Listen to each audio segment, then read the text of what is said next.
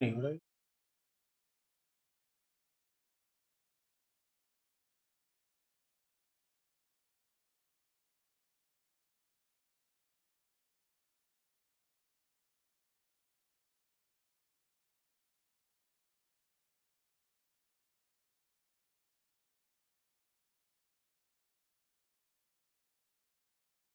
उसकी सप्लाई है वहीं से बंद कर दो ना।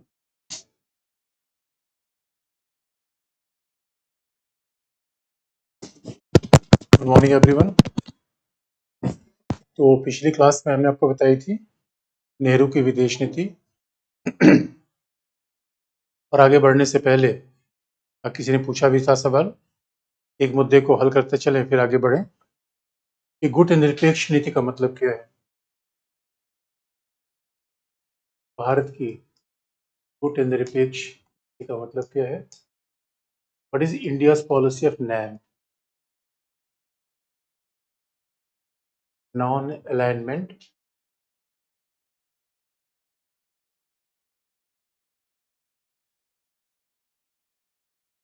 अगर बच्चों गुट निरपेक्ष नीति के हमने नेहरू के समय में बार बार देखा, इंडियन फॉरेन पॉलिसी पे बार बार हम देखते हैं, और नेहरू के फेज से भी दूसरे फेज पर आएंगे फॉरेन पॉलिसी में चेंज कैसे हुआ, इंदिरा गांधी ने क्या चेंज किया। लेकिन उसके पहले जरा नैम बता दें आपको, नैम का मतलब क्या है। तो बच्चों देखना, गुट निरपेक्ष फॉरेन पॉलिसी का जो मर्म है, नैम की फॉरेन पॉलिसी का जो मर्म है, देखो फॉरेन पॉलिसी कई किस्म की होती है। जैसे पहले एक फॉरेन पॉलिसी का वो रूप है जो माना जाता है सैनिक गुटों के साथ हुई।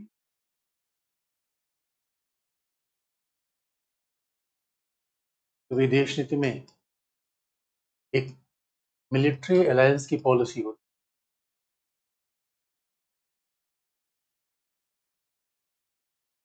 अब सैनिक गुटों के साथ, सैनिक गुट कौन थे सेकेंड वर्ल्ड वॉर के पश्चात? क्योंकि जब भारत की फॉरेन पॉलिसी शेप हो रही थी, it was after second world war. तो सेकेंड वर्ल्ड वॉर के बाद जब फॉरेन पॉलिसी शेप हो रही थी, दुनिया दो सैनिक गुटों में बटी हुई थी। एक था नाटो, दूसरा था वार्सा। तो भारत ने कहा कि गुट निरपेक्षता की नीति को समझना हो तो पहली बात हम ये देखें, ये फॉरेन पॉलिसी का वो स्वरूप है जो कहता है इंडिया न तो नेटो के साथ रहेगा और न ही इंडिया वार्सा के साथ रहेगा। क्योंकि बच्चों देखो, नेटो, अमेरिका, नेटो का North Atlantic Treaty Organisation, Warsaw Poland के शहर का नाम था। तो वार्सा को हेड कर रहा था सोवियत संघ। वार्सा कोई फुल फॉर्म नहीं है, बल्कि कैपिटल, पोलैंड की आज भी कैपिटल है, उसके नाम वार्सा है। और वार्सा में इस संगठन का निर्माण हुआ था, इसलिए नाम रख दिया गया था कि वार्सा पैक्ट। दूसरी नाटो, यानी उसका नेतृत्व अमेरिका कर रहा था, संयुक्त राज्य अमेरिका। और उत्तरी अमेरिकी सैन्य गठबंधन, North North Atlantic Treaty Organisation, NATO का फुल फॉर्म ये है। अब जरा सोच के देखो बच्चों, अब पूरी दुनिया जहां दो सैनिक गुटों में बटी हुई थी, भारत ने इसका पार्टनरशिप क्यों नहीं ली? तो नैम का मतलब है कि keeping itself away from military alliances, यानी अपने आप को सैनिक गठबंधनों के भागीदार न होना। तो बच्चों बड़ी सिंपल सी बात है, भाई ये दोनों महाबली थे सेकंड वर्ल्ड वॉर के बाद, आपस में अपनी पावर को बढ़ाने के लिए लड़ रहे थे। तो मोहल्ले में दो प्रधान आपस में लड़ रहे हैं, इसमें हमारे मतलब क्या थे? इसका मतलब है कि पहली बात ये थी, अगर इसी एक के साथ जाते दूसरे से दुश्मनी लेनी पड़ती। और जो इंडिपेंडेंट इंडिया था उसके लिए भी डिफेंस की आवश्यकता नहीं थी, रोटी कपड़ा मकान, welfare of the people, that was the primary. जब हमें रोटी कपड़ा मकान की जरूरत थी, वेलफेयर की जरूरत थी, ऐसे मामलों में बिलावजह इस गुटबंदी में हम शामिल क्यों होते? इंडिया ने कहा भाई ये भी ऑप्शन हमारे लिए नहीं। तो गुट निरपेक्ष का मतलब क्या होता है? अपने आप को सैनिक गुटों से अलग रखना। क्योंकि सैनिक, मान लो अगर भारत नाटो का पार्ट होता तो आपको पता है, याद दिला दें कि हमें बिला वजह अमेरिका का झगड़ा, हमारा झगड़ा होता। अमेरिका जहां कहता हमें लड़ना पड़ता, अमेरिका के मिलिट्री बेस हमारी जमीन पे होते। इसलिए बच्चों देखो जरा, पाकिस्तान, पाकिस्तान तो अमेरिका का मिलिट्री अलायंस का पार्टनर था। आज के डेट में अगर जो नेटो के पार्टनर है, कल के लिए देखो, कल के लिए अगर अमेरिका और रसिया के बीच झगड़ा हो गया, अगर अमेरिका और रसिया के बीच झगड़ा हो गया, तो नेटो का मेंबरशिप होने के नाते जितने नेटो के मेंबर है सबका झगड़ा किसके साथ होगा? रसिया के साथ। भाई भारत रसिया के साथ क्यों झगड़ा करे? इसलिए पहला पॉलिसी था कि नहीं, इंडिया नाटो के साथ नहीं होगा। दूसरा, कुछ लोगों ने अपना रखी थी पॉलिसी। दूसरा पॉलिसी, पहला था सैनिक गठबंधन, भारत ने कह दिया नो।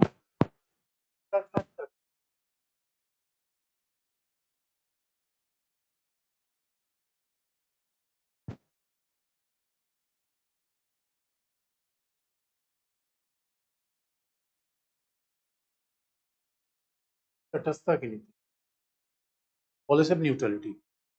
अब याद रखो, कई देशों ने सेकेंड वर्ल्ड वॉर के बाद, स्विट्जरलैंड आज भी है। स्विट्जरलैंड आप देखोगे, स्विट्जरलैंड कहना है ना उद्धव का लेना ना माधव का देना।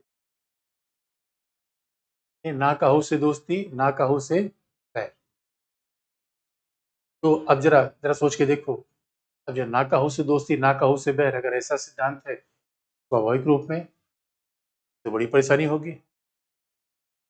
अब ना काहू से दोस्ती ना काहू से बैर वही आदमी कर सकता है भाई, जो इंडिपेंडेंट हो, जो अपने आप में शक्तिशाली हो। अब कमजोर आदमी कैसे ऐसी पॉलिसी अपनाएगा, दूसरी बात है। जरा सोच के देखो, अगर कोई स्टेट पावरफुल है और वो अपनाता है ना काहू से दोस्ती ना काहू से बैर, तब तो काम चल जाएगा। लेकिन अब जो जैसे गांव में कोई गरीब आदमी है, वो कहे भैया किसी दोस्ती नहीं करेंगे, किसी में नहीं करेंगे, ये कौन सी बात है? फिर तो मामला गड़बड़ हो जाएगा। इसलिए बार बार कही जाती है बात कि भारत ने कहा कि नहीं, ये पॉलिसी नहीं। ये पॉलिसी कौन अपना रहा था? स्विट्जरलैंड। यानी कहीं पे झगड़ा हो जाए तो हमारा मतलब नहीं है, कहीं पे, इसका मतलब स्विट्जरलैंड की पॉलिसी क्या है? भाई रसिया यूक्रेन पे हमला कर रहा है तो इससे उसका मतलब नहीं है, उससे उसका मतलब नहीं है, क्योंकि रसिया और यूक्रेन का मामला है। अब पर्यावरण की समस्या से लेकर, और पर्यावरण की समस्या से लेके सारी समस्या यहाँ पे आती रहती है। अब जरा सोच के देखो, ये पॉलिसी अपने आप में प्रॉब्लमेटिक होती है। जब हम तटस्थता की बात करते हैं तो प्रॉब्लमेटिक होती है पॉलिसी। अब जरा सोच के देखो, भारत ने क्या किया? नहीं भाई, तटस्थता की बात नहीं अपनाएंगे, क्योंकि भारत नया आजाद देश था।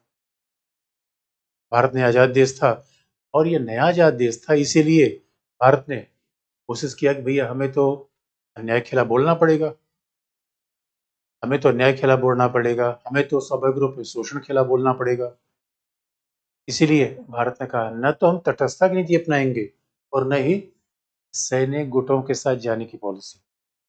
तो भारत ने न तो तटस्थता की नीति अपनाई और न सैन्य गुटों के साथ जाने की पॉलिसी अपनाई। तो अब जरा सोच के देखो, इसीलिए भारत ने तीसरी पॉलिसी अपनाई, इसे कहा जाता है नैम, जिसे कहा जाता है गुटनिरपेक्षता। तो भारत ने तीसरी पॉलिसी कौन अपना ली? न सैनिक गुटों के साथ जाने की। ये मिलिट्री अलायंस है, double L I A N C. तो बड़ा इंटरेस्टिंग पार्ट है। तो अगर भारत ने भाई भारत मिलिट्री अलायंस के साथ चले जाता है तो अमेरिका का झगड़ा हमारा झगड़ा हो जाता है। हम अलग थलग रहते, इसका मतलब दुनिया में शोषण चल रहा है, अन्याय चल रहा है, तो स्वाभाविक रूप में हमें कुछ नहीं बोलने की जरूरत थी। अब चाहे फिलिस्तीन के ऊपर इसराइल का हमला हो रहा है तो हमें भी बोलने की आवश्यकता नहीं थी। तो भारत ने कहा देखो भाई, हमारी पॉलिसी न तो गुटनिरपेक्षता क्या है? न तो सैनिक गुटों के साथ जाना और न ही न्यूट्रल होना। ये गुटनिरपेक्षता नहीं है। तो फिर गुटनिरपेक्षता है क्या? गुटनिरपेक्षता है क्या? याद रखो, गुटनिरपेक्षता का मतलब क्या है? पहला, फिर गुटनिरपेक्षता क्या है? फिर गुटनिरपेक्षता क्या है? कि दुनिया के विभिन्न मुद्दों पर अपना स्वतंत्र दृष्टिकोण रखना। यानी गुटनिरपेक्षता क्या है? स्वतंत्र विदेश नीति, इंडिपेंडेंट फॉरेन पॉलिसी।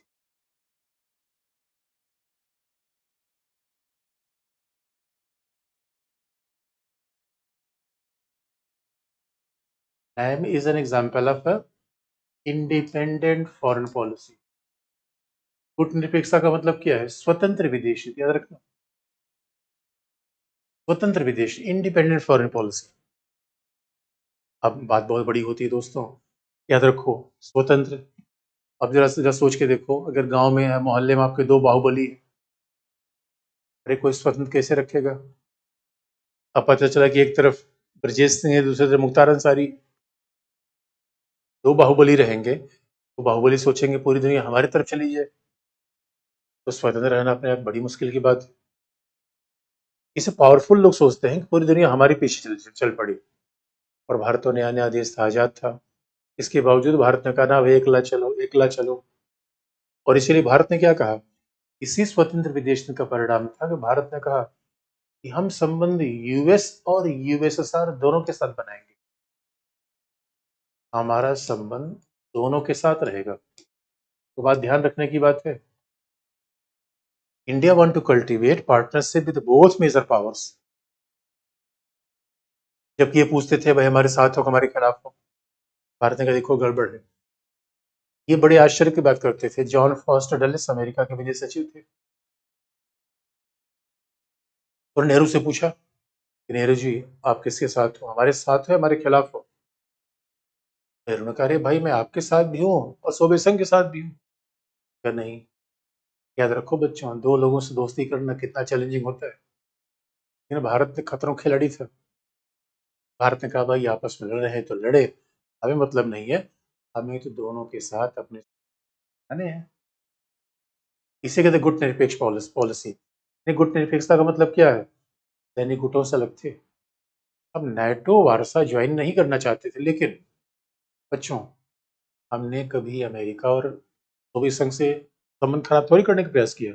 और क्यों भाई? अमेरिका देखो बच्चों, अमेरिका अमेरिका सब सेकेंड वर्ल्ड वार के बाद सबसे बड़ी economy America. Second world war के बाद सबसे बड़ी इकोनॉमी कौन था? यूएस। कभी नहीं कि पैसा सब अमेरिका से लेना था। लेकिन अमेरिका के साथ समस्या थी कि वो समाजवाद को लेकर चिढ़ता था। अमेरिका सोचता था पूरी दुनिया में जो भी हमारे साथ रहे कैपिटलिस्ट इकोनॉमी अपना ले, पूंजीवादी अर्थव्यवस्था अपना ले, और हमारे लिए पूंजीवादी इकोनॉमी ठीक नहीं थी। इसलिए हमने क्या सोचा भाई सोवियत संघ से भी संबंध बना ले, यानी इधर से भी कुछ सामान मिल जाए, इधर से मिल जाए। ये भाई गांव के दो महाबली, अब सलमान खान अभिषेक बच्चन आपस में लड़े तो लड़ने दो, हम सलमान खान से भी कुछ पैसा ले ले, अभिषेक बच्चन से भी ले ले। यकीन मानो भारत को निरपेक्ष नीति को देखकर दुनिया दंग रह गई थी, क्योंकि दुनिया दो पार्ट में बढ़ गई थी, कुछ लोग अमेरिका के साथ, कुछ लोग सोवियत संघ के साथ। और हमने कहा ना भाई दोस्तों, स्वतंत्र विदेश का बहुत बड़ा मतलब होता है, क्योंकि आसान दुनिया में इतना आसान थोड़ी कि आप स्वतंत्र रह जाओगे।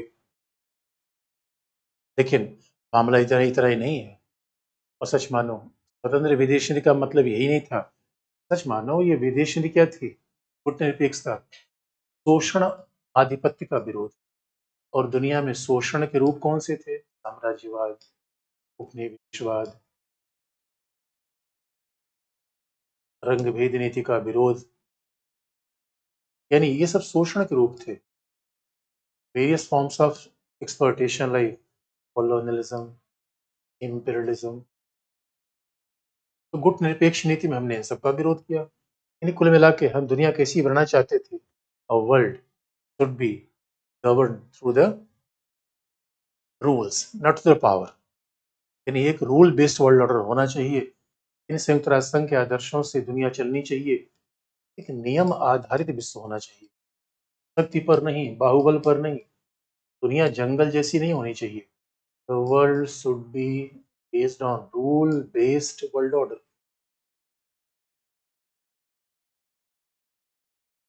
इसे दोस्तों आप वर्ल्ड हिस्ट्री में पढ़ोगे। अच्छा, वर्ल्ड हिस्ट्री के बड़े सारे एग्जाम्पल हम देते हैं, वो हमारे लिए इतने उपयोगी नहीं होते।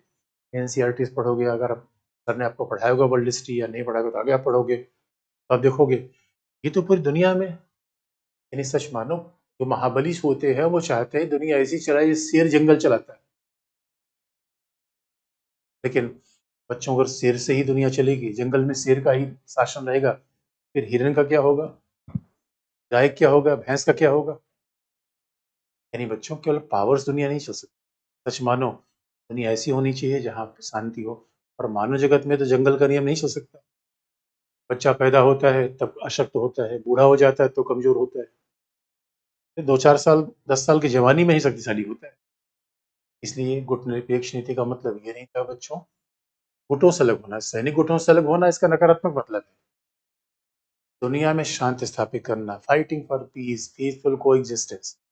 यानी गुट निरपेक्षता की नीति क्या थी? केवल स्वतंत्र विदेशन की बात नहीं थी, एक ऐसी दुनिया का निर्माण था जहां पे शोषण और आधिपत्य न हो, जहां बराबरी की बात हो। इसलिए और गुट निरपेक्षता कोई तीसरा गुट नहीं हो चुका, it is not third block, ये वो ब्लॉक ऑफ पीस। जरा सोच के देखो, एक तरफ दुनिया दो पार्टों में बटी हुई थी, दुनिया दो पार्टों में बटी हुई थी, इसलिए मेरे बच्चों बीजेपी और कांग्रेस के बीच में कोई रास्ता हो सकता है? कुछ लोग करें बीजेपी, कुछ लोग करें कांग्रेस। दुनिया दो ही पार्टों में नहीं बटनी चाहिए, दुनिया मल्टीपल पोलर होना चाहिए। और इसलिए भारत की गुट निरपेक्षता की नीति ये थी, न सैनिक गुट के साथ थे, न हम तटस्थ थे। कभी तटस्थ क्यों नहीं थे भाई? जहां न्याय की बात होती भारत पहला आवाज उठाता था। अमेरिका को किसी बात बड़ी आपत्ति होती थी, अमेरिका कहा करता था कोरिया संकट से तुम्हारा क्या मतलब है? भारत ने कहा सुनो, हम एशिया अफ्रीका के नेता हैं, कोरिया संकट हो, मिस स्वेज स्वेज नहर को इसराइल ने हड़पने की कोशिश की, इंग्लैंड ने हड़पने की कोशिश की, भारत ने कहा खबरदार, ऐसा नहीं होना चाहिए, हम अन्याय बर्दाश्त नहीं करेंगे। तो बच्चों, इसलिए अमेरिका हमको देख के चिढ़ता था। अमेरिका कहता था यार तुम नए नए राज्य बने, तुम्हारा इन सब मुद्दों से क्या मतलब है? भारत ने कहा याद रखना, हम तीसरी दुनिया के नेता है। ये गुटनिरपेक्षता का मतलब है। ये गुटनिरपेक्षता का सिंपल सा मतलब है, सैनिक गुटों से अलग होना, दुनिया में सबके साथ संबंध अच्छा बना कर रखना, स्वतंत्र रास्ते पे चलना। इसलिए बच्चों, रविन्द्रनाथ टैगोर ने क्या कहा था? एकला चलो, एकला चलो, एकला चलो। तो गुटनिरपेक्षता एकला चलो की नीति है, दुनिया से अलग थलग होने की पॉलिसी थोड़ी है। कि दोस्तों, हम तो चाहते थे दुनिया शांतिपूर्ण होगी तभी तो अपना विकास करेंगे। अब सोचो, रसिया रसिया और यूक्रेन आपस में लड़ रहे हैं, अमेरिका अमेरिका और चाइना भी आपस में टकरा रहे हैं, तो हम क्यों किसी के साथ जाए? आप कहोगे सर गुटनिरपेक्षता नीति क्या आज भी प्रासंगिक है? इसकी इसका इसका परीक्षण बाद में करेंगे कि क्या प्रासंगिक है। Their name is relevant till today। इस बात का परीक्षण बाद में करेंगे, फिलहाल अभी बात इतनी तक। गुटनिरपेक्षता का मतलब ये है। अब इसी के साथ हम फॉरेन पॉलिसी में दूसरे चरण में प्रवेश करेंगे, इंदिरा गांधी की नीति। अब जरा देखा जाए इंदिरा गांधी ने क्या किया। अब हम फॉरेन पॉलिसी में आगे कैसे बढ़ेंगे? भारतीय विदेश नीति का दूसरा चरण, second phase.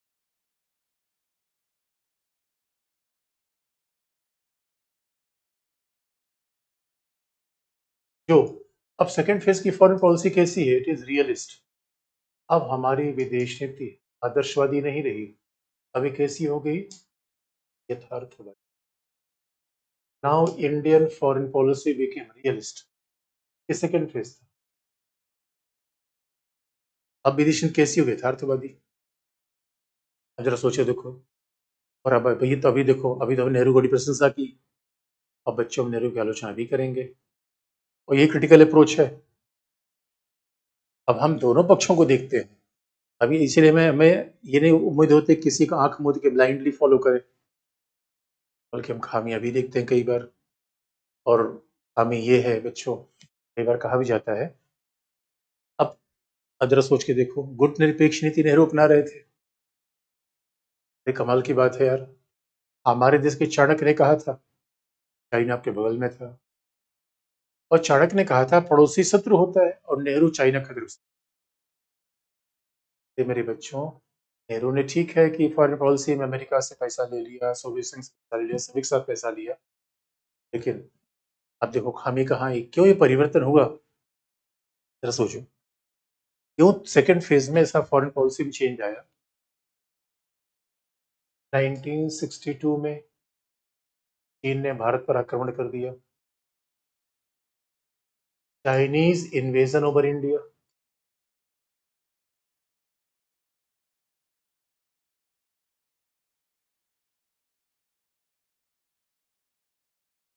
There was a Chinese invasion over India, challenge इधर से आया। दूसरा, उसके बाद तो दोस्तों हद तो हो गई जब 1964 में चाइना ने परमाणु बम बना दिया।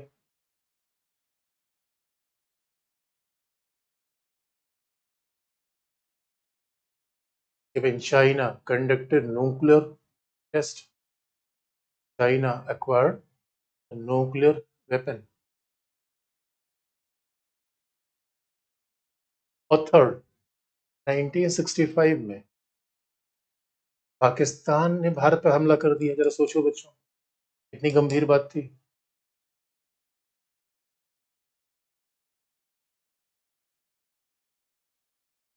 Attack of Pakistan over India.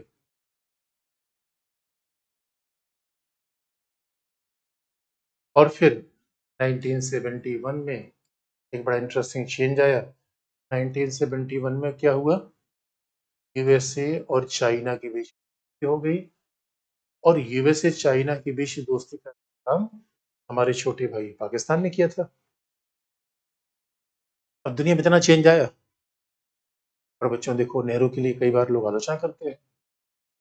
लोग कहते हैं यार नेहरू ये पॉलिसी ये नहीं पाया समस्या, और नेहरू समस्या क्यों नहीं देख पाए। कहा भी जाता था कि नेहरू ने कई मंत्रियों को, अब सवाल ये देखो बच्चों, अगर नेहरू का, देखो फॉरेन पॉलिसी में क्या पढ़ा भाई, राष्ट्रीय हित पहले आते, समाजवाद उदारवाद ये सब चीजें नहीं आती थी।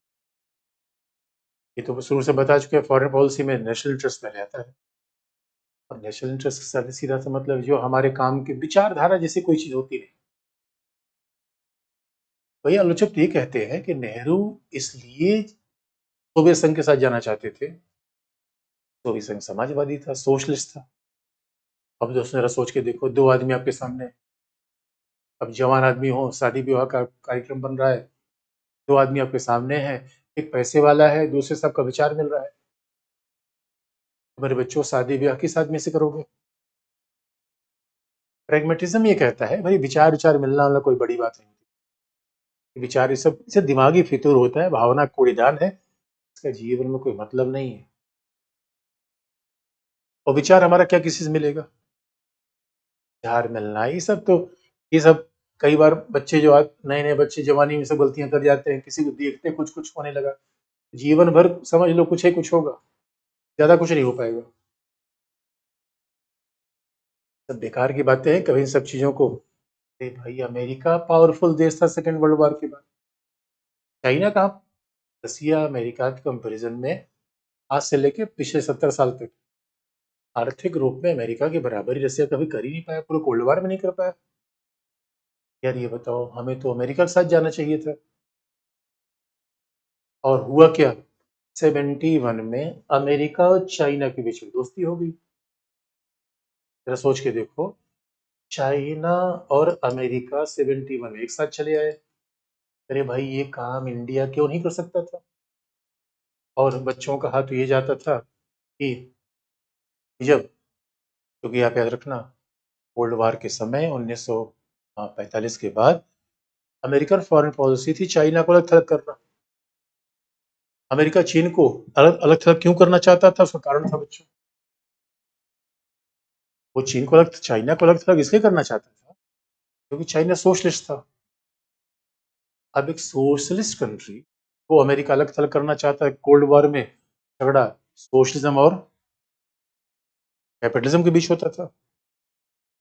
अब सवाल है, ये झगड़ा हो रहा था, लेकिन उस झगड़े में अगर चीन जैसा सोशलिस्ट देश, जरा सोच के देखो, अमेरिका के साथ चला गया, ये काम तो हम भी कर सकते थे,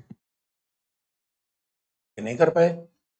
और हद बात थी, इसीलिए लोग कहा करते थे कि देखो, अब सोवियत संघ में समाजवाद था, इसलिए भारत का संबंध सोवियत संघ के साथ होना चाहिए, ऑब्जेक्शनेबल। सोशलिज्म से क्या मतलब ये, हमें तो जो मामला हो वही ठीक हम कर लें, क्या सोशलिज्म क्या कैपिटलिज्म। लेकिन ये बात, ठीक है, ये बात में नेहरू को कही गई। और नेहरू को लिए कहा जाता है, एक एक मंत्री तो ऐसा रखते थे कि नेहरू देखिए इंग्लैंड से पढ़े लिखे थे, लास्ट के स्टूडेंट थे, तो वो कैसे कल्चर पढ़े थे जहाँ समाजवाद का बड़ा प्रभाव था, जहाँ समाजवाद का बड़ा इम्पैक्ट था। अब समाजवाद का इम्पैक्ट ऐसा था, तो ये फॉरेन पॉलिसी में समाजवाद का इम्पैक्ट ऐसा ला दिया कि फॉरेन पॉलिसी की गड़बड़ा गए मामले। और आलोचक तो ये तो कहते हैं रे, चाइना का तिब्बत पे कंट्रोल हो गया, जबकि अमेरिका ने बार बार नेहरू को समझाया कि चाइना इज थ्रेट। लेकिन नेहरू कहा करते थे भाई भाई भाई भाई, कमाल की बात है दोस्त, उस वालों को खबर क्या है चाइना भी कोई चीज है। नेहरू इन सब बातों को अनदेखी कर गए। और 62 में याद रखो, जब गुटनिरपेक्ष आंदोलन का नेता हम इंडिया बन रहा था, तो इंडिया अपने आप को सोच रहा था हम एशिया अफ्रीका के नेता, दुनिया बदल देंगे। मेरे बच्चों, 1962 के वॉर में एक देश हमारे साथ नहीं है, सिवाय भूटान के, और भूटान का आना आना उतने बराबर था। अब ये दुनिया की हकीकत है।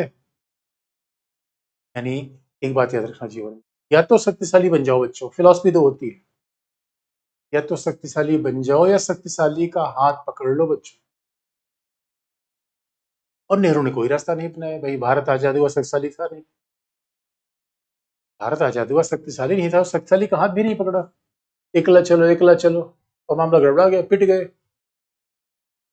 इसे अगर गांव में देख लो, कमजोर आदमी हो, मोहल्ले में कमजोर हो, तो ऐसा थोड़ी कोई एकला चलेंगे, भाई जो पावरफुल आदमी है उसके साथ हो लिए। 1962 में याद रखो, और 1962 में चाइना ने हमला क्यों किया?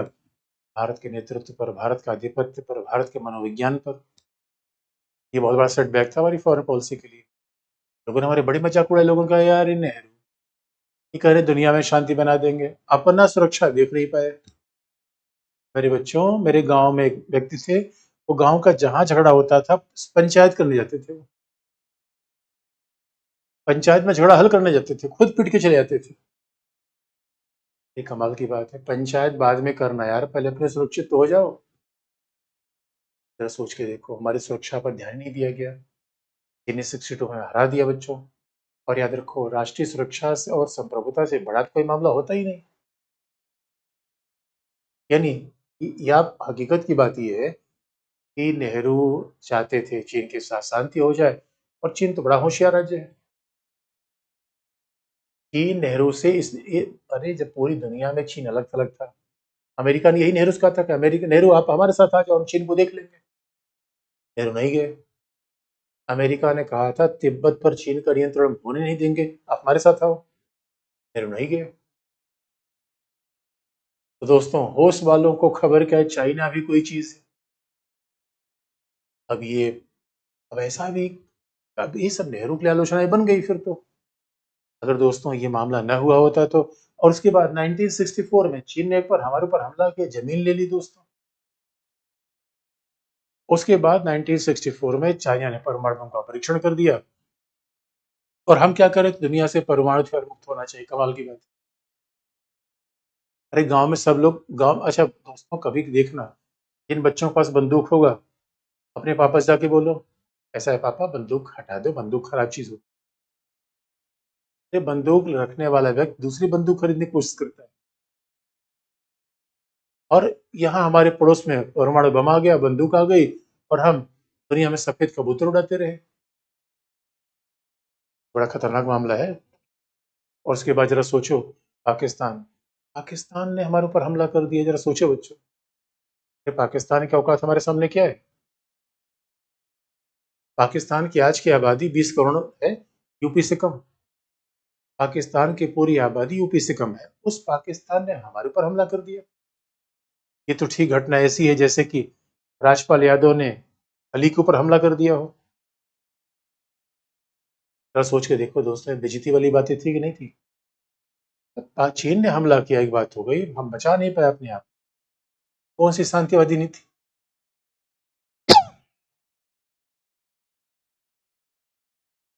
दुनिया को बदलने चले थे, खुद ही ठुक गए। और उसके बाद तो अमेरिका, चाइना, पाकिस्तान एक साथ आ गए, हमारी नींद उड़ गई। चाइना के साथ भी झगड़ा, पाकिस्तान के साथ झगड़ा, और महाबली अमेरिका उनके साथ आ गया। जरा सोच सकते हो, ये फॉरेन पॉलिसी का कितना चैलेंजिंग पार्ट था, जिसके बाद विदेश नीति में परिवर्तन होना स्वाभाविक था, हुआ भी। इसलिए फॉरेन पॉलिसी में से चेंजेस आए। तो आप देखोगे ये कारण था, और इंदिरा गांधी ने कैसा चेंज किया, बड़ा लॉजिकल था। इसलिए इंदिरा गांधी ने सीधा कहा कि भाई देखो, इसका मतलब दूसरे चरण में क्या हो, यथार्थवादी क्यों है foreign policy, white become realist, क्योंकि देश की सुरक्षा, सिक्योरिटी एंड सॉवरेंटी, सुरक्षा, संप्रभुता पर अत्यधिक बल दिया।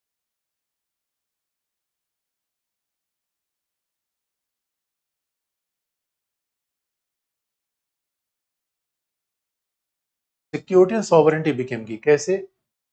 अब क्या हुआ? इसका मतलब है अब भारत ने क्या किया?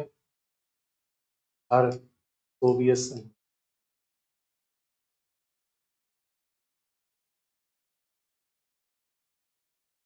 शांति और मैत्री की संधि।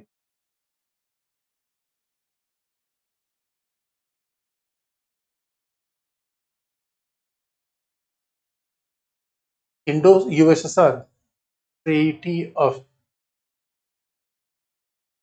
Piece and friendship.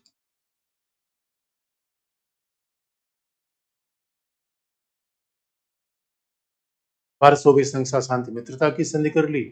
उसके बाद 1974 में शांतिपूर्ण परमाणु परीक्षण।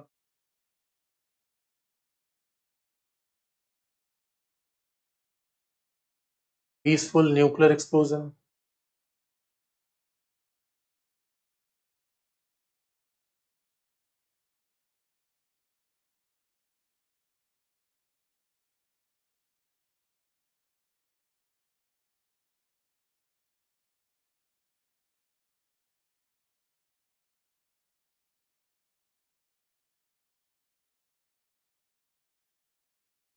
ये पीसफुल न्यूक्लियर एक्सप्लोजन हुआ।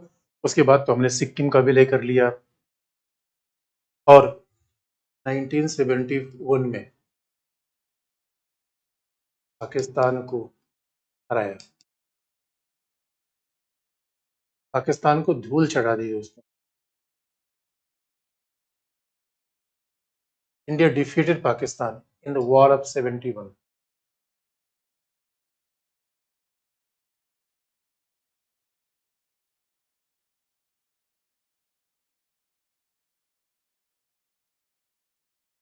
अब देखो दोस्तों, यानी नेहरू की पॉलिसी कैसी थी? वो लव स्टोरी वाली। नेहरू की फॉरेन पॉलिसी देखने से ऐसा लगता है राजेश खन्ना की लव स्टोरी, यानी कि वो लव स्टोरी वाली फिल्म देख रहे हैं। अब मामला अलग हो गया। यहाँ इंदिरा गांधी थी जिन्होंने कहा जब तक तोड़ूंगी नहीं तब तक छोड़ूंगी नहीं। इंदिरा गांधी से पूछा गया, अरे क्या गुट निरपेक्षता की बात नहीं करती? क्या आपने शांति की बात छोड़ दी? इंदिरा गांधी ने कहा, अरे सब कुछ मानती हूँ, गुट निरपेक्षता भी मानती हूँ, शांति भी मानती हूँ, लेकिन शांति स्थापित करने के लिए पहले खुद को शक्तिशाली बनाओ। इंदिरा गांधी ने कहा कि हम इस इंदिरा गांधी से पूछा, करे आपके पिता ऐसी बातें करते थे? उन्होंने कहा, अरे मेरे पिताजी संत थे, नैतिकतावादी थे, और मुझे पता है कि पॉलिटिक्स कैसे चलती है। इसी इंदिरा गांधी पॉलिटिशियन थी। और इंदिरा गांधी ने कहा, भाई देखो, इसलिए आप देखोगे सेनाओं का आकार कई गुने बढ़ा दिए गए, सेनाओं का आधुनिकीकरण किया गया। ये सब इंदिरा गांधी ने किया। नहीं तो हम ये मान के बैठे थे भैया चलो पहले विकास करेंगे। इंदिरा गांधी की फॉरेन पॉलिसी से क्या सबक मिलता है? बच्चों, पहले कमाना हो, पहले पैसा मिले, पहले बंदूक खरीदना, पहले ये नई कार खरीद रहे हो फिर घर बनवा रहे हो, उसी बीच में कोई हमला कर दिया तो कार घर कोई काम नहीं आएगा, बंदूक ही काम आएगा। इसलिए इंदिरा गांधी ने अब क्या किया? बहुत बड़ी बात थी, भारत सोवियत संघ के बीच मित्रता। और याद रखो बच्चों, कहीं पे निगाहें कहीं पे निशाना, ये मित्रता नहीं सैनिक संधि थी। आप कहोगे सर ये बताओ, गुटनिरपेक्ष विदेश हित में सैनिक संधि को मनाही की गई थी? अरे मेरे बच्चों याद रखना, national interest is a Paramount. सबसे बड़ा होता है राष्ट्रीय हित, और राष्ट्रीय हित को बचाने के लिए कैसा गुटनिरपेक्षता? यद्यपि इंदिरा गांधी ने कहा हमने गुटनिरपेक्षता बनाए रखी, संधि का नाम क्या दिया गया था? शांति मित्रता। लेकिन हकीकत की बात थी, संधि का आधार क्या था? सैनिक सहयोग। क्योंकि 1971 के इस संधि में लिखा गया था, यदि भारत पे कभी हमला हो जाए सोवियत संघ का सपोर्ट होगा, और सोवियत संघ का भी हमला हो जाए तो भारत का सपोर्ट होगा। ऐसा इन लोगों ने माना था। इसका मतलब है कुल मिला के अगर कोई सैनिक संधि तो होगी, यानी अगर भविष्य में चाइना पाकिस्तान पे हमला कर देता है या चाइना भारत पर हमला करेगा, सोवियत संघ चाइना के खिलाफ भारत की सहायता करेगा। ये संधि थी। यानी पहली बार ऐसा हुआ कि जो नेहरू ने बैलेंस बना रखा था कि अमेरिका सोवियत संघ साथ साथ चलते हैं, वो नहीं बन पाया, वो टूट गया। और यहीं से 71 में एक तरफ जैसे ही सोवियत संघ के साथ दोस्ती बढ़ी, क्योंकि दोस्तों याद रखना यहाँ 3 लोग एक साथ हो गए थे, अमेरिका, चाइना, पाकिस्तान। अब तीन अब 3 लोग अगर एक साथ हो जाए, अब जैसे मान लो कि तेजस्वी यादव, अरविंद केजरीवाल, ये सब एक साथ आ जाएंगे तो उसका विकल्प क्या है? बीजेपी। बीजेपी आज के डेट में ज्यादा पावरफुल है। तो पावर पॉलिटिक्स ये कहती है कि अगर आपका मुकाबला छोटे मोटे लोगों के साथ हो रहा है, तो आप उसे बड़े आदमी को पकड़ो। तो भारत ने क्या किया कि वोट डिसाइड, और इंदिरा गांधी ने कहा, इंदिरा गांधी को बताया कि अरे हमने कभी सैनिक संधि नहीं की है। इंदिरा गांधी ने कहा अरे नाम नहीं रखेंगे। और याद रखना बच्चों, फॉरेन पॉलिसी उन्हें पहले बता दिया है, राष्ट्रीय सुरक्षा संप्रभुता से बड़ी कोई चीज नहीं होती। अरे रहेंगे तब तो शांति होगी, रहेंगे तब तो विकास होगा। अरे यार पहले घर बचाओ, आप शांति की बात कर रहे हो। इसलिए इंदिरा गांधी ने ये बात डिसाइडिंग, ये बहुत बड़ी बात है, 71 में सोवियत संघ के साथ मित्रता की, क्योंकि उनको पता था कि हमारा चिंटू पाकिस्तान था, वो उछल रहा था वार के लिए। और 71 में वही देखो, वही ये पाकिस्तान ने हमला किया 48 में। पाकिस्तान ने हमला किया 48 में, नेहरू प्रधानमंत्री थे। पाकिस्तान ने कश्मीर का 1/3 पार्ट ले लिया। लेकिन उनका कोई बात नहीं, बच्चा है। इंदिरा गांधी ने कहा बच्चे को मैं जब तक कुटाई नहीं करूंगी तब तक बात बनेगी नहीं। इसे 71 में इंदिरा गांधी ने पाकिस्तान को वो दिया, 13 दिन के वॉर में हरा दिया पाकिस्तान। बांग्लादेश अलग हो गया, पाकिस्तान टूट गया। सच मानो 62 की वार का सदमा कुछ कुछ दूर हुआ। 62 की वार में तो सोचो भारत के ऊपर लोगों ने कितने सवाल उठा दिए थे। इसलिए नहीं तो हर राष्ट्र में हल्के से ले रहा था। एक तरफ सोवियत संघ से मित्रता, दूसरी तरफ पाकिस्तान के साथ दुश्मनी, दोनों चीजें साथ साथ चल रही थी। और सोवियत संघ की सहायता हमें क्यों लेनी पड़ गई? क्योंकि 71 में अमेरिका उधर, भारत पाकिस्तान का वॉर चल रहा है, अमेरिका बंगाल खाड़ी में आ गया। उन्होंने कहा भाई ये क्या है, तुम क्यों आ रहे हो? अमेरिका ने कहा, और अमेरिका के सातवां जहाजी बेड़ा, आपने देखा होगा अभी सातवां जहाजी बेड़ा अमेरिका का सब आया था इसराइल के सपोर्ट में। जब इसराइल का फिलिस्तीन के साथ वॉर हो रहा था, तो ईरान ने धमकी दी तो अमेरिका का जहाजी बेड़ा आ गया। भाई अमेरिका दुनिया का महाबली है, डॉन है बच्चों, पावरफुल राज्य है। और वो अमेरिका हमको धमकी देने के लिए बंगाल खाड़ी में आ गया। और हमने फिर, अब बताओ, अमेरिका, चाइना, पाकिस्तान को बैलेंस करने के लिए हम किसका प्रयोग करते हैं? भूटान का, नेपाल और श्रीलंका का ना। इसलिए बच्चों हमने सीधा किसका प्रयोग किया? महाबली सोवियत संघ का। इस सोवियत संघ का झगड़ा अमेरिका के साथ भी था, चाइना के साथ उसका झगड़ा हो गया था 60s में, 1960 के बाद। और सोवियत संघ का पाकिस्तान के साथ समन्वय के बराबर था।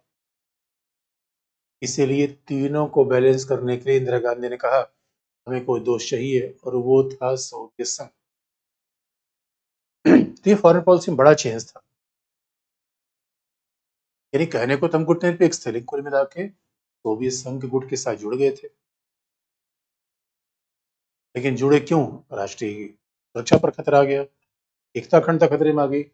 उसके बाद दोस्तों 74 में, अब देखो इंदिरा गांधी ने पावर पॉलिटिक्स दिखाने का प्रयास किया।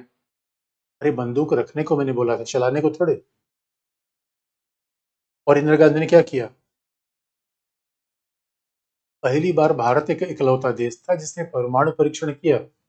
भारत के पहले परमाणु परीक्षण 5 देशों ने किया था, अमेरिका, सोवियत संघ, ब्रिटेन, फ्रांस और अंत में चाइना। भारत से पहले जिन 5 देशों ने परमाणु परीक्षण किया था, उन्होंने घोषित कहा था कि हमारा पर्पज क्या है? परमाणु बम बनाना, हम परमाणु बम बनाएंगे, उन्होंने कहा था। लेकिन भारत पहला ऐसा देश था जिसने परमाणु परीक्षण करके ये कह दिया शांतिपूर्ण। तो कहा भैया ये क्या होता है, परमाणु बम, इन्हें अपने हाथ में पिस्तौल लेकर कहूं ओम शांति ओम शांति, हाल की बात है यार। तो भारत से पूछा गया भाई ये शांतिपूर्ण परमाणु परीक्षण का मतलब क्या है? फिर भारत ने कहा ये अनुसंधान के लिए है, तकनीकी वैज्ञानिक विकास के लिए है, इसका परमाणु बम से कोई मतलब नहीं है। तो बच्चों भारत भी कम उस्ताद नहीं था, कंबल ओढ़ के घी पी रहा था। कंबल ओढ़ के घी पीने का मतलब आप जानते हो, छुपा रुस्तम भारत निकला। यानी शांतिपूर्ण परमाणु परीक्षण से हमने ये बता दिया कि हम भी चीन की भांति परमाणु बम बना सकते हैं, बनाएंगे नहीं। लोगों ने बाद में कहा यार जब परमाणु परीक्षण करना ही था तो एक बार सही भी कर दिए होते, इस शांतिपूर्ण वर्ग करने क्या लफड़ा था, शांतिपूर्ण करने का लफड़ा ही क्या था। लेकिन इंदिरा गांधी ने बता दिया भाई हमारे पास परमाणु क्षमता भी है। और जैसे हमने परमाणु परीक्षण किया, चाइना बड़ा बौखलाया। पाकिस्तान ने कहा देखो भारत ध्वंस दिखा रहा है। हमने कहा अरे चिंटू, तुमने 65 में हमारे पर हमला कर दिया था, क्या सोचा था, तुम्हारी औकात ही थी। इसलिए बच्चों इंदिरा गांधी ने बिल्कुल यथार्थवादी नीति अपनाई, पाकिस्तान को धूल चटाया, अमेरिका के साथ दोस्ती कर ली, सैनिक आकार बड़े कर दिए। हाँ एक बात अवश्य था, जैसे जैसे हमारे सोवियत संघ के साथ संबंध आगे बढ़े वैसे वैसे अमेरिका भारत से दूर चला गया, ये बात सच है। और 71 से लेकर आज तक आज भी आप देखोगे तो भारत हथियारों की आपूर्ति के लिए सबसे ज्यादा डिपेंडेंट सोवियत संघ पे है। और ये सिलसिला शुरू हुआ 71 से। 71 के बाद हमारा व्यापार, हथियार सब सोवियत संघ से आगे बढ़ा। और दोस्तों ये दोस्ती जय वीरू, भारत सोवियत संघ की दोस्ती जय वीरू की दोस्ती बन गई। यानी ये दोस्ती हम नहीं छोड़ेंगे, ये दोस्ती बन गई। आप कहोगे सर भावनात्मक, आपने कहा था भावनात्मक नहीं होना है, और आप भी दोस्ती में भावनात्मक हो रहे हो। नहीं बच्चों, ये राष्ट्रीय हितों पर आधारित दोस्ती थी, इसलिए विचारधारा वाली बात नहीं थी, राष्ट्रीय हितों पर आधारित दोस्ती थी, समय की मांग थी। और इंदिरा गांधी ने मित्रता कर ली। लेकिन अब सवाल ये था कि अमेरिका की बात बुरी लगती थी, इसलिए जैसे जैसे हमारे संबंध के साथ आगे बढ़े, सोवियत संघ के साथ आगे बढ़े, अमेरिका के साथ हमारे संबंध बिल्कुल होते चले गए। वैसे भी देखने की बात है कि अमेरिका अपोजिट कैंप में था। ये फॉरेन पॉलिसी में जरा सोच के देखो, अचानक आदर्शवाद से हम कहाँ गए यथार्थवाद। लेकिन आर्थिक नीति जिसकी तस थी, आर्थिक नीति में बदलाव नहीं था। और इंदिरा गांधी ने कहा भी कि हमारी गुटनिरपेक्ष नीति अभी भी है, बस हमने थोड़ा चेंज किया है बाकी पॉलिसी में। अब दोस्तों ये देखो कितना बड़ा चेंज आया फॉरेन पॉलिसी में। और चेंज आता क्यों है, क्योंकि आप जानते हो घरेलू परिस्थिति, क्षेत्रीय परिस्थिति, वैश्विक वातावरण पूरी दुनिया में चेंज होते रहते हैं। पूरी दुनिया में चेंज होगा तो फॉरेन पॉलिसी में चेंज होना स्वाभाविक बात है। अब उसके बाद अब उसके बाद बच्चों मामला आया 19 उसके बाद जो मामला आया वो था, जो बड़ा चेंज आया वो था 1990 के बाद। फॉरेन पॉलिसी में पहला नेहरू की फॉरेन पॉलिसी, दूसरा इंदिरा गांधी की। और उन्हें कैसे चेंज किया ये एग्जाम्पल आप देख लो, ये चीजें चेंज हो गई। लेकिन तीसरा और आखिरी चेंज, और ये भी बता दें कि चेंज हर कुछ नहीं होता, कुछ चेंज के साथ कुछ कंटिन्यूटी भी बनी रहती है। लेकिन जो तीसरा और सबसे महत्वपूर्ण चेंज हुआ जो आज तक बना हुआ है 1990 सोवियत संघ के विघटन के बाद। अब जरा देखिए विदेश नीति में तीसरा चेंज।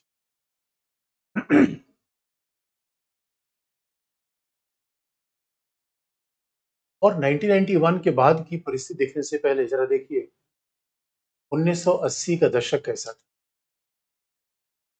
तभी तो हम देखेंगे कि 1990 के बाद क्या चेंज आया।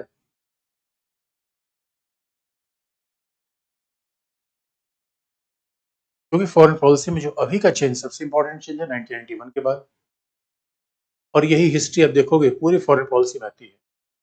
इसे हम देशों पर आएंगे तो हिस्ट्री की बात नहीं करेंगे, तो हमने एक ब्रीफ आपको बता दिया कि ऐसे ऐसे फॉरेन पॉलिसी का डेवलपमेंट हुआ। बाकी जगह आपको हम वर्तमान की बात करेंगे। तो 1980s में हुआ क्या था बच्चों, 1980s में जरा देखें भारत की घरेलू परिस्थिति क्या थी। डोमेस्टिक फैक्टर्स क्या थे?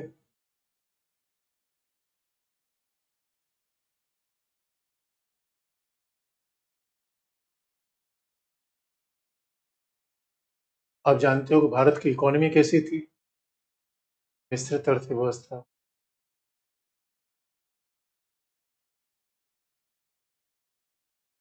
भारत ने मिक्स मॉडल की इकोनॉमी का प्रयोग किया था।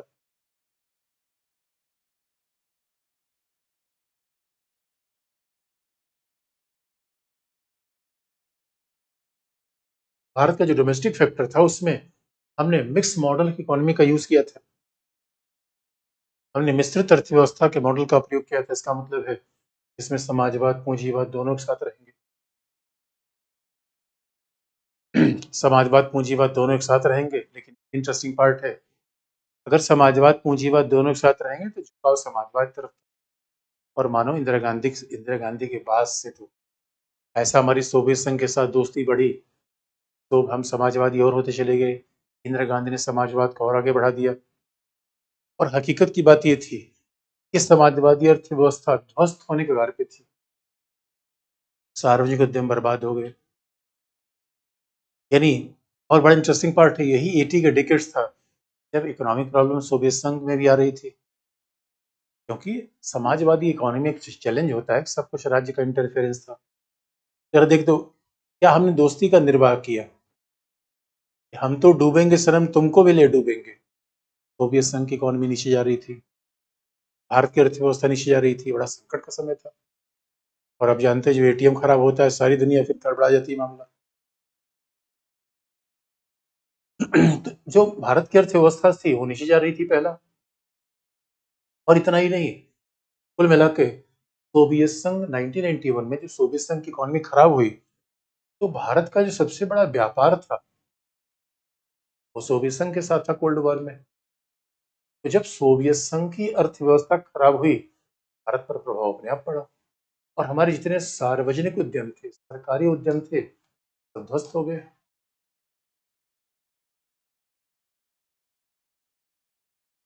यानी PSUs were almost collapsed।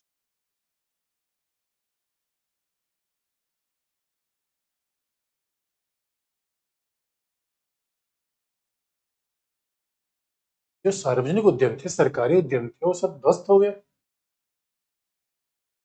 अब जरा सोच के देखो, एक जमाना था जब भारत कहता था हम तीसरी दुनिया का नेता है, एशिया अफ्रीका का नेता है। बच्चे याद रखना, कई बार ऐसे बच्चे गलतियां करते हैं। कॉलेज पढ़ने गए तो कॉलेज में नेतागिरी कर रहे हैं। नेतागिरी कर लो, जब बापू का पैसा मिल रहा है नेतागिरी कर लो। और जैसे बापू का पैसा खत्म होगा, तब आलू टमाटर मटर के दाम पता चल जाते हैं। उसके बाद तो चलेगा ना कि आलू टमाटर प्याज के दाम कितने हैं। और अब जरा सोच के देखो, 1980 के दशक में हमारे लिए संकट का समय, क्योंकि हमारे जिस दोस्त पर हम निर्भर थे, ये समय बताता है दोस्त इससे बड़ी सीखने की बात है। इसे सिद्धांत बदलता नहीं कभी। अगर एक पर आपने ज्यादा भरोसा कर रखा तो आप याद रखो, क्राइसिस में आप आ सकते हो। क्यों? क्योंकि हमारा व्यापार सोवियत संघ, हथियारों का आयात सोवियत संघ, सब कुछ सोवियत संघ पर निर्भर हो गया है। बात अलग थी, सोवियत संघ के साथ बड़ी दोस्ती थी, उसने हमारा बड़ा सपोर्ट किया। लेकिन दोस्तों, एक ही आदमी को सारी दिलो जान देना यही खतरनाक होता है। मामला इतना ही नहीं था, हमारे एटीएम खराब थे। दूसरा जरा देखो क्षेत्रीय परिस्थितियां कैसी थी। आप जानते हो, चाइना पाकिस्तान की दुश्मनी तो शुरू से रही।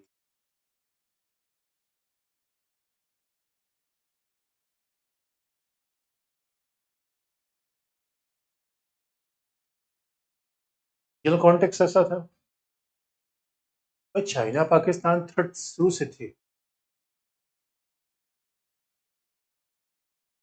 लेकिन उसके साथ जो हमारे पड़ोस में था, एशियाई टाइगर का उभार।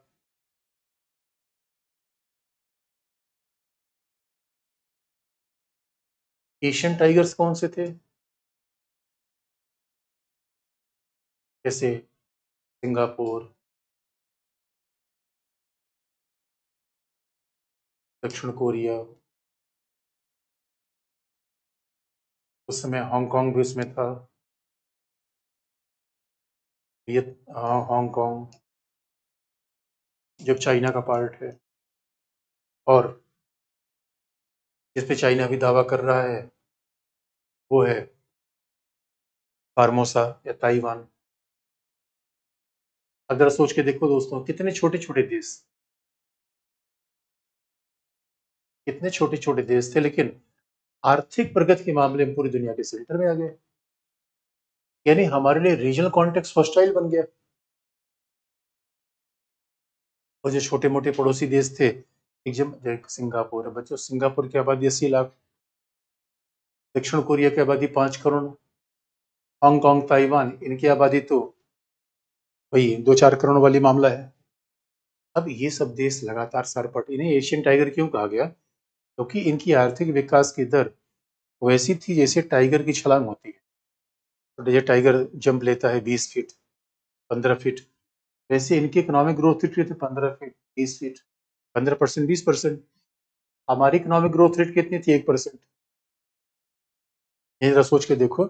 और 90 के दशक में तो हमारे यहाँ प्रॉब्लम यही नहीं थी। एक तरफ इकोनॉमी ध्वस्त, दूसरी तरफ मंडल का मतलब रिजर्वेशन का movement,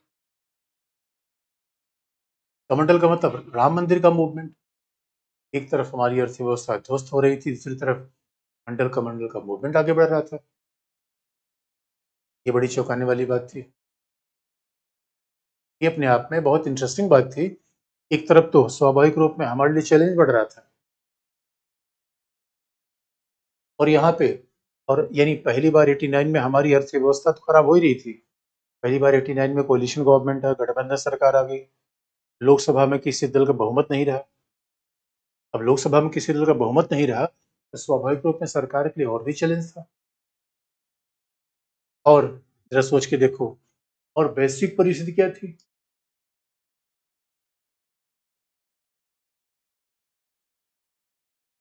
what was the global context?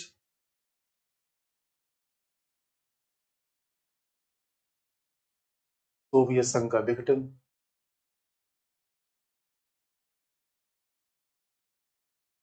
Disintegration of Soviet union.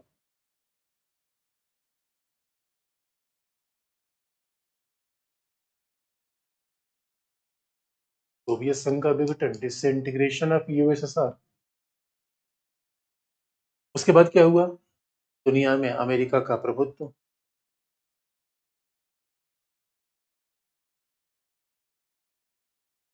Hegemony of US. और उसके बाद दुनिया में उदारवाद यानी पूंजीवाद का बढ़ता प्रभाव, influence of capitalism, rising influence of capitalism across the world.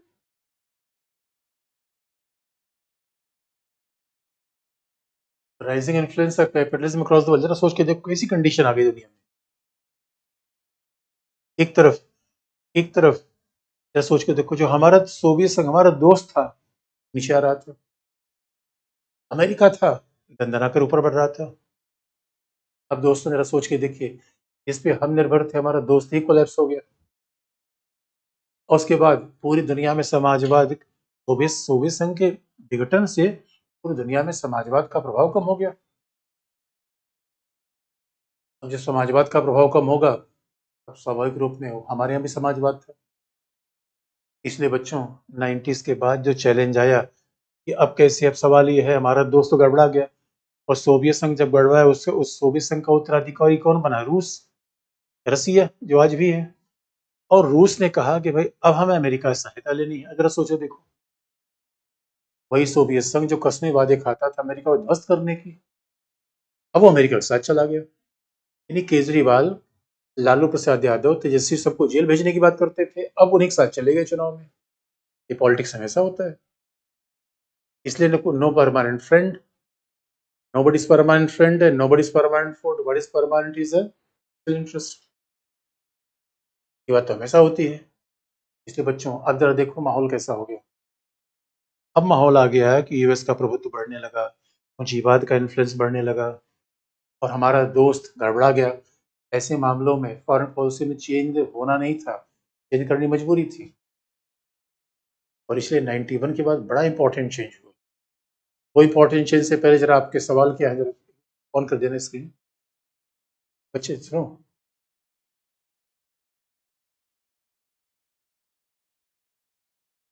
वो कमेंट कमेंट ऑन। अब जरा बच्चों मैं आपके सवाल देख लेता हूँ, उसके बाद फिर देखेंगे कि 90 के बाद फॉरेन पॉलिसी में क्या चेंज हुआ, उसके बाद वर्तमान सरकार पर आ जाएंगे। यही हमें मुख्य इसमें देखना है।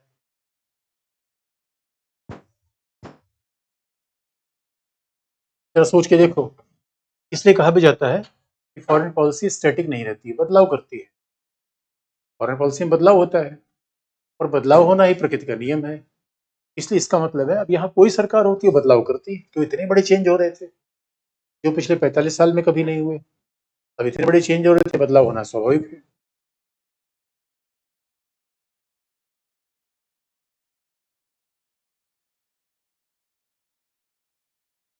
अच्छा क्लास में 1 मिनट।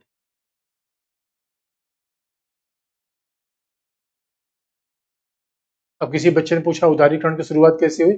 मेरे बच्चों देखो, पूंजीवाद का मतलब है अर्थव्यवस्था का ऐसा सिस्टम जहां पे अर्थव्यवस्था का ऐसा सिस्टम जहां पे प्राइवेट कंट्रोल होता है प्रॉपर्टी पर, जहाँ पे इकोनॉमी पे कैपिटलिस्ट इकोनॉमी का ना प्रॉफिट की बात है, कॉम्पिटिशन की बात है। जैसे आप देखोगे, अगर कहीं बच्चों को किराए पर कमरे लेने हैं तो कैपिटलिस्ट इकोनॉमी है, जैसे जैसे मांग बढ़ेगी कमरे किराया बढ़ जाएगा। अब किसी बच्चे ने पूछा यथार्थवाद, अब अरे मेरे बच्चों, यथार्थवाद की बात तो मैंने बता दिया है कि शक्ति सुरक्षा की बात को प्राथमिक बनाना, ये रियलिज्म यथार्थवाद। किसी बच्चे ने पूछा क्यूबन क्राइसिस क्या है? ये मेरे बच्चों, क्यूबन क्राइसिस ये वर्ल्ड हिस्ट्री घटना है, हमारे लिए इतना इंपॉर्टेंट नहीं है। क्यूबा में झगड़ा हुआ था, अब यही फर्क है। देखो, आपको आईआर के पर्सपेक्टिव से पास्ट वाली घटनाएं उतनी इंपॉर्टेंट नहीं है। तो क्यूबा क्राइसिस का मतलब था अमेरिका क्यूबा के बीच झगड़ा हुआ था, लेकिन वो हमारे लिए सहारे रिलेवेंट नहीं है बच्चों। किसी ने पूछे पूछे ग्लोबलाइजेशन, मेरे बच्चे ग्लोबलाइजेशन का सीधा मतलब ये है भाई हमारी अर्थव्यवस्था पूरी दुनिया की इकोनॉमी के साथ जुड़ जाए। किसी बच्चे ने पूछा सार्वजनिक उद्यम के बाद क्या लिखा गया है? सार्वजनिक उद्यम खत्म हो गए, ध्वस्त हो गए मेरे बच्चों। यूएसआर का विघटन कैसे हो गया? अरे मेरे बच्चों, यूएसआर का विघटन कैसे हो गया? ये देखो, अब फॉरेन पॉलिसी में इस सब विषय में पढ़ने की जरूरत नहीं है, ये हिस्ट्री का विषय है। मैंने फिर बता दिया ये सब यूएसआर का विघटन कैसे हुआ, और शायद बच्चों ने हिस्ट्री में पढ़ा होगा तो यही बात। लेकिन वो हम फॉरेन पॉलिसी में हमारा प्रैक्टिकल मामला है। यूएसआर का विघटन हुए 30 साल हो गया, अब वो हिस्ट्री वाले पढ़ते हैं। वर्ल्ड हिस्ट्री में आप पढ़ोगे, सर आपको बताएंगे। बाकी चीजें हम ये देखेंगे वर्तमान क्या है। यूएसआर का विघटन हुआ तो हिस्ट्री का विषय बन गया, वर्तमान क्या है। साउथ कोरिया की पॉलिसी क्या है सर? पूंजीवादी। जितने सब देश, सब ये सब कैपिटलिस्ट इकोनॉमी अपना के दंदनाकर आगे बढ़ गए। यानी बच्चों, बड़ी दुर्भाग्य की बात ये थी, जो लोगों समाजवादी इकोनॉमी पढ़ी थी, सब धड़धड़ा कर गिरे, और जिन्हें कैपिटलिस्ट इकोनॉमी अपनाई थी सब दंदनाकर आगे बढ़े। इसने पूछा क्षेत्रीय रीजनल डिस्प्यूट। रीजनल डिस्प्यूट का अलग मतलब होता है। मतलब रीजनल डिस्प्यूट का मतलब क्या है बच्चों? क्षेत्र का झगड़ा। अच्छा, बुकलेट अभी नहीं मिली, बुकलेट जल्दी मिल जाएगी मेरे बच्चों।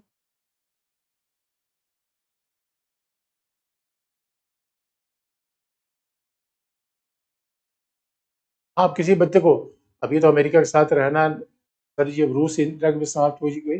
हाँ, 1970 में वर्ल्ड ट्रीटी खत्म हो गई 91 में, लेकिन 2000 में, वर्ष 2000 में एक नई ट्रीटी हुई है। अब किसी ने बच्चे, मुख्तार अंसारी ने आईआर नहीं पढ़ी थी, सुमित्रा नहीं आईआर पढ़ी थी, यही तो गड़बड़ी थी, शायद से नहीं पढ़ी थी तभी गड़बड़ हो गया मामला। क्या होता अगर यूएसआर इंडिया के साथ नहीं होता? अब आगे बताएंगे बच्चों, अभी अमेरिका के साथ आ रहे तो हम बताएंगे क्या होता। अभी तो हम एक बेसिक बात बता रहे हैं आपको।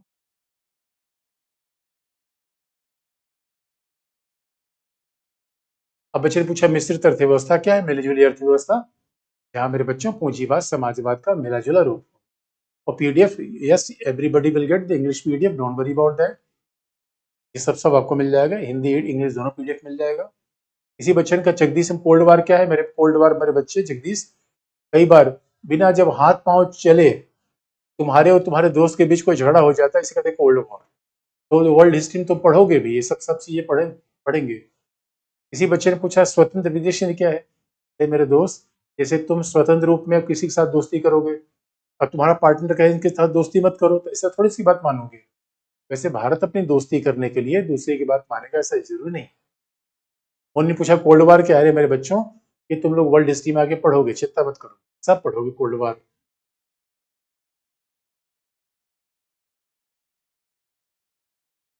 और वारसा कैपिटल ऑफ पोलैंड।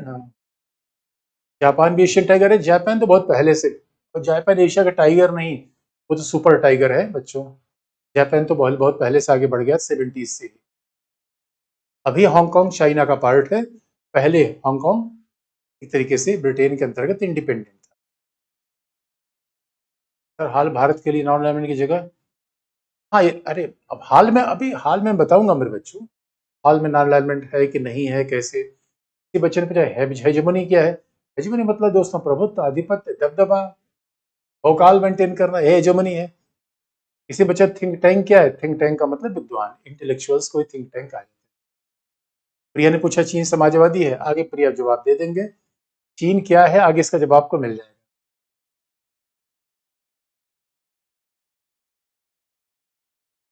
किसी ने पूछा वारसा क्या है? नाटो में कौन से देश है? अरे अर्जुन, मेरे बच्चे 30 देश नाटो में है, अभी स्वीडन शामिल हुआ है, 30 देश हैं। तो अरे गोली का प्रयोग मत करो, अभी कट्टा बस लेकर रखे रहो तुम। सर पीसेस में कितने क्वेश्चन आते हैं? ये देखो, रुचि ने पूछा है, जो करंट अफेयर वाले बेस होते हैं क्वेश्चन आ जाते हैं।